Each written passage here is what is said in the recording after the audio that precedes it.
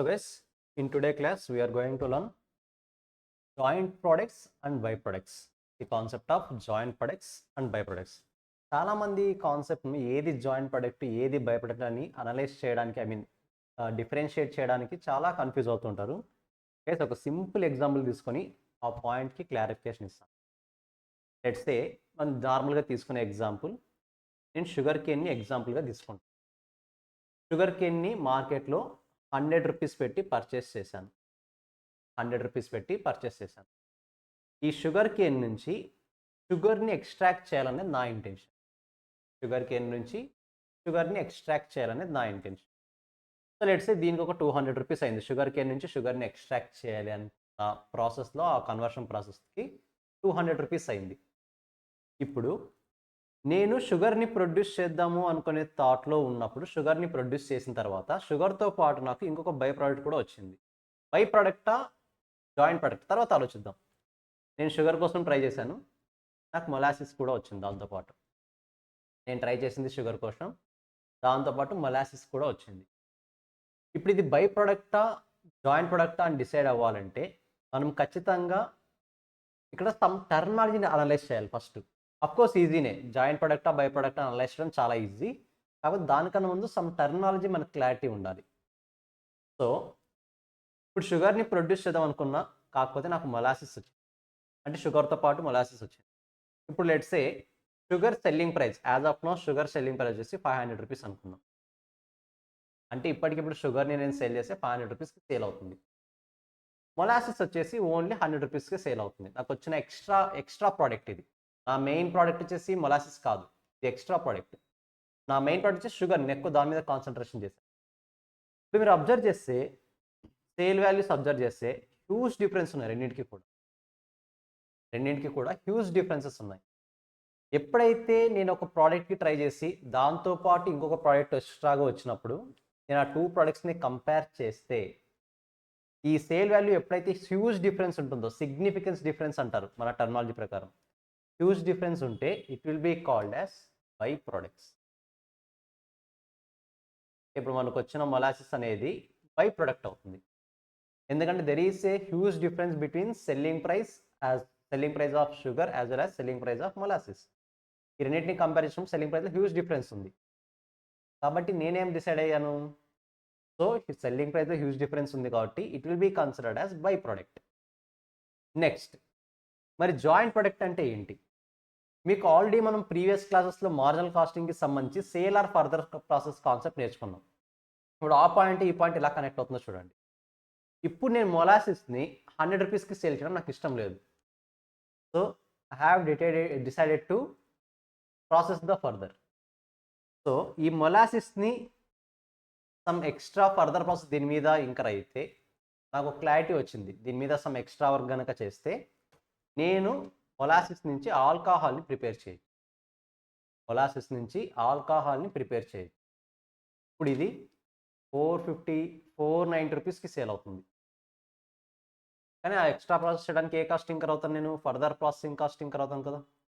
Let's say further processing cost let it be, but దాంతో మనకు అంత అవసరం అయితే లేదు, లెట్ ఇట్ బి. ఇప్పుడు జాగ్రత్తగా అబ్జర్వ్ చేయండి. మొలాసిస్ ఏమో 100 రూపీస్ సేల్ అవుతుంది, ఎక్స్ట్రాగా 150 రూపీస్ పెడితే 490 రూపీస్కి ఆల్కహాల్గా తయారీ 490 రూపీస్ సేల్ అవుతుంది ఆల్కహాల్. జాగ్రత్తగా అబ్జర్వ్ చేస్తే నేను 2 పాయింట్స్ని కంపేర్ చేస్తున్నా. షుగర్ని మొలాసిస్ని కంపేర్ చేసినప్పుడు సెల్లింగ్ ప్రైస్లో హ్యూజ్ డిఫరెన్స్ ఉంది. కాబట్టి both sugar and molasses will be considered as by products. Now molasses now converted to alcohol. If I compare the sale price of sugar and sale price of alcohol, the selling price is almost insignificant, almost equal. Huge difference లేదు, almost equal ఉంది, 500 490. So 2 particular products almost మనం ఒకే ప్రాసెస్లో produce అయ్యి sale price almost ఈక్వల్గా ఉంటే, not exactly equal, not required to be exactly equal, almost సిమిలర్గా ఉంటే then we will call it as joint products. Joint product. Nothing but సింపుల్గా ఏం చెప్తున్నాం, ఇప్పుడు నువ్వు షుగర్ని దేంతో కంపేర్ చేస్తున్నావు ఇంపార్టెంట్. మొలాసిస్తో కంపేర్ చేస్తే it will be called as by product. లేదు నువ్వు ఆల్కహాల్తో కంపేర్ చేస్తున్నావు అంటే then alcohol will be considered as joint product of sugar. So మనం ఏ టైంలో కంపేర్ చేస్తున్నాం అనేది కూడా ఇంపార్టెంటే. దాని సేల్ వాల్యూని బట్టి ఆటోమేటిక్గా వాల్యూస్ చేంజ్ అయిపోతాయి. ఆ సేల్ వాల్యూని బట్టి ఆటోమేటిక్గా దాని పర్పస్ చేంజ్ అయిపోతుంది, ఆ ప్రోడక్ట్ యొక్క నేచర్ కూడా చేంజ్ అయిపోతుంది. ఇప్పుడు మనము షుగర్ని మొలాసిస్ని లెట్సే షుగర్ ఇప్పుడు మొలాసిస్ కాన్సెప్ట్ కాసేపు పక్కన పెట్టేద్దాం. మనం ఆల్కహాల్ ప్రొడ్యూస్ చేసాం. షుగర్ని ఆల్కహాల్ని ప్రొడ్యూస్ చేయడానికి కంబైన్డ్గా మనము 100 రూపీస్ ప్లస్ 200 రూపీస్ ఓవరాల్గా 300 రూపీస్ ఇంకర్ అయ్యాం. ఈ 300 రూపీస్ని joint cost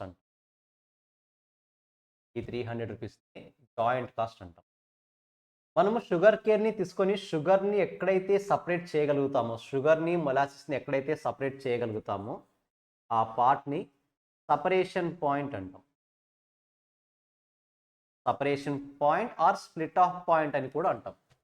separation point or split off point మనం ఆల్రెడీ సేల్ ఆర్ ఫర్దర్ ప్రాసెస్లో చూసేసి ఉంటాం ఈ concept, separation point or split off point. ఇప్పుడు మనకి కాన్సెప్ట్లో అంతా మెయిన్ టార్గెట్ వచ్చేసి ఈ జాయింట్ కాస్ట్ని, that is 300 rupees that we incurred before separation point. ఆ 300 రూపీస్ని దేనికి ఛార్జ్ చేయాలి? షుగర్కి, ఆల్కహాల్కి ఛార్జ్ చేయాలి. ఎంత అమౌంట్ ఛార్జ్ చేయాలి? షుగర్కి ఎంత ఛార్జ్ చేయాలి, ఆల్కహాల్కి ఎంత ఛార్జ్ చేయాలి? ఈ కాన్సెప్ట్ని ఎస్టాబ్లిష్ చేయడానికి మనకు కొన్ని మెథడ్స్ ఉన్నాయి. ఆ మెథడ్స్ని 1 by 1 డిస్కస్ చేయాలి. బట్ ఈరోజు క్లాస్ కాన్సెప్ట్ అది కాదు. మెయిన్గా అసలు జాయింట్ ప్రొడక్ట్ అంటే ఏంటి, బై ప్రొడక్ట్ అంటే ఏంటి, జాయింట్ కాస్ట్ అంటే ఏంటి. మనం జాయింట్ ప్రొడక్ట్స్ని ప్రొడ్యూస్ చేసినప్పుడు బిఫోర్ సపరేషన్ పాయింట్ ఏదైతే మనం కంబైన్డ్గా ఇంకర్ అయ్యి ఉంటామో వాటిని జాయింట్ కాస్ట్ అంటాం. ఆ జాయింట్ కాస్ట్ ఎలా సెగ్రిగేట్, ఏ ప్రోడక్ట్కి ఎలా అపోర్షన్ చేయాలో తర్వాత చూద్దాం. బై ప్రోడక్ట్ అంటే సెల్లింగ్ ప్రైస్ని కంపేర్ చేసినప్పుడు హ్యూజ్ డిఫరెన్స్ ఉండాలి మెయిన్ ప్రోడక్ట్తో కంపేర్ చేస్తే. జాయింట్ ప్రొడక్ట్ అయితే మెయిన్ ప్రొడక్ట్ యొక్క సెల్లింగ్ ప్రైస్తో కంపేర్ చేసినప్పుడు ఆల్మోస్ట్ ఈక్వల్ ఉంటుంది. Not exactly equal, almost equal ఉంటుంది. సో గైస్, ఐ హోప్ మీకు ఏది జాయింట్ ప్రొడక్ట్, ఏది బై ప్రొడక్ట్ క్లారిటీ వచ్చింది అనుకుంటున్నా. నెక్స్ట్ క్లాస్లో ఈ జాయింట్ ప్రొడక్ట్, బై ప్రొడక్ట్స్ యొక్క ట్రీట్మెంట్స్ కూడా చూద్దాం. ఎలా ట్రీట్ చేయాలి జాయింట్ ప్రొడక్ట్, బై ప్రొడక్ట్ని అయితే ఎలా ట్రీట్ చేయాలి, జాయింట్ ప్రొడక్ట్ని ఎలా ట్రీట్ చేయాలి నెక్స్ట్ వీడియోలో కంటిన్యూ చేద్దాం.